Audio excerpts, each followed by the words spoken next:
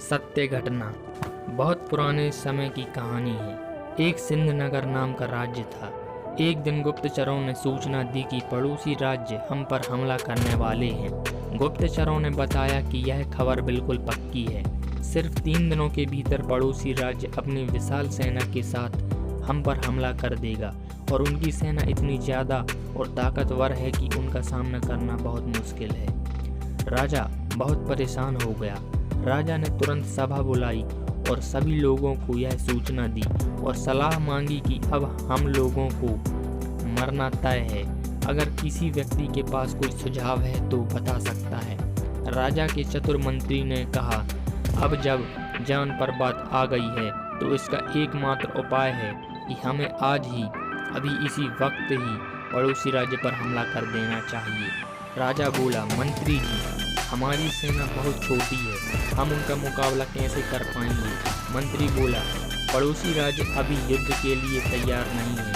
अभी उस राज्य पर हमला कर दें तो संभल नहीं पाएंगे और हमारे जीतने की कुछ तो संभावना बनेगी। वैसे भी हम पर हमला होने वाला है।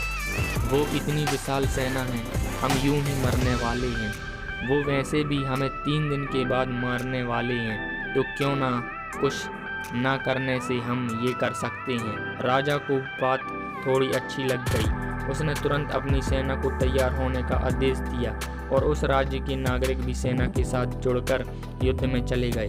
पड़ोसी राज्य जो था वहां तक पहुंचने से पहले एक पुल पार करना होता था। जैसे ही वो सेना पुल पार करके उस राज्य में घुस गई तो राजा ने कहा, हम अपने पड़ोसी राज्य में घुस चुके हैं। ये जो पुल है, इस पुल को जला दी और जलाने के बाद सेना को बोल दिया, हमारे पास में अब कोई और रास्ता नहीं है सिवाय लड़ने के। अब हम या तो लड़ के जीत लें या फिर हम जहां पर मर जाएं।